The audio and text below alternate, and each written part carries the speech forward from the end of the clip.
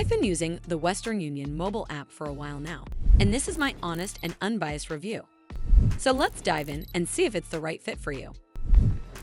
The Western Union app allows users to send money to over 200 countries and territories, offering flexibility in delivery methods. On top of that, recipients can receive funds directly into their bank accounts, mobile wallets, or they can even opt for cash pickup at numerous agent locations worldwide.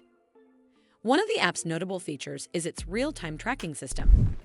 Each transaction is assigned a unique tracking number, enabling both senders and receivers to monitor the status of transfers, ensuring transparency and peace of mind.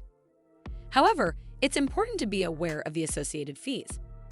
Western Union's pricing isn't the most competitive, and costs can vary based on factors such as the destination country, transfer amount, and chosen payment method. In terms of security, the app employs encryption technology to safeguard users' financial information.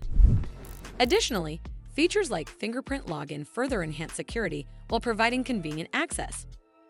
Overall, the Western Union mobile app is a reliable option for international money transfers, especially for those seeking diverse payout methods and extensive global reach.